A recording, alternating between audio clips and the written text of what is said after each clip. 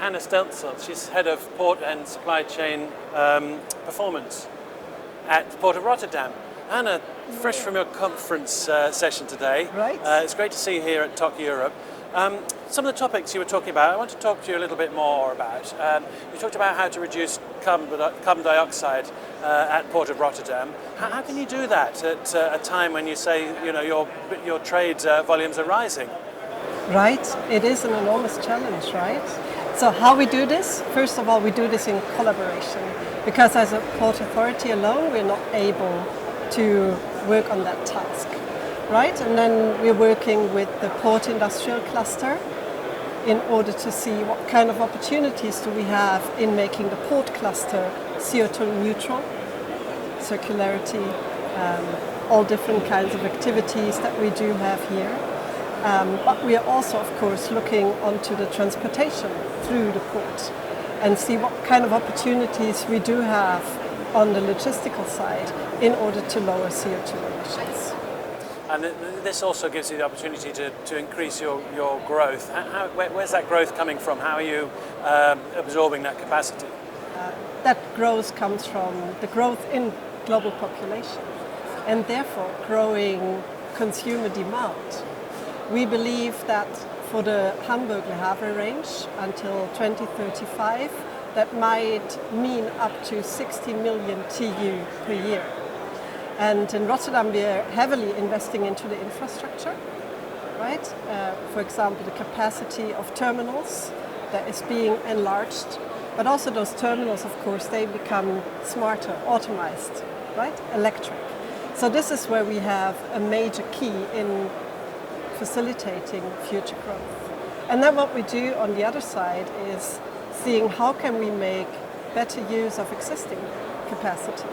And that's key. It's maybe even more important because there's a lot of challenge in getting that created. Right? Currently we do have 15 million TU a year, translates into 40,000 containers a day in import and export. These are huge numbers.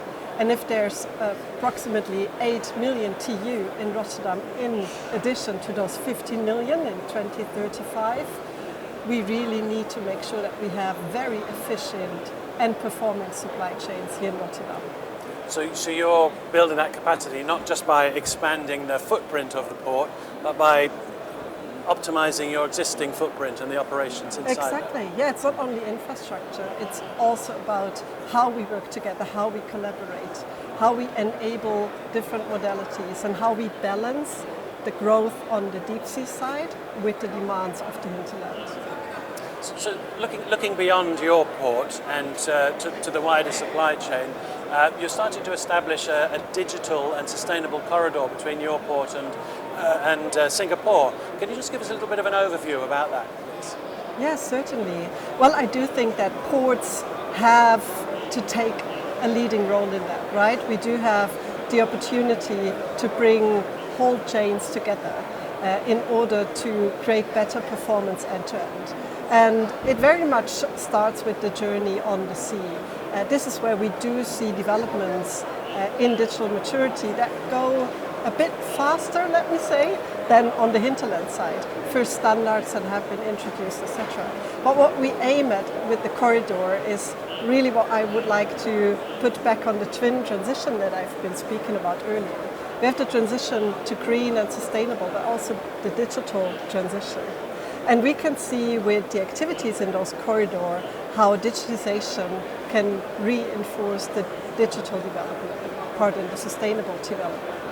So we're not only looking into alternative fuels and how they can be deployed and what that actually means, because maybe there's more bunkering en route needed, or the availability of certain fuels. But at the same time, we're looking at digital trade and we're looking into port call optimization, believing that with optimizing the port call, making the port call as efficient as possible, we can reduce CO2 emissions by 14% of the total route. That's quite significant. It is significant. Hanna, you started TOC Europe 2023 by leading our first plenary session on the first day. So I would like to thank you for your very interesting and positive start to the proceedings here at TOC Europe. Thank you very much. Thank you very much.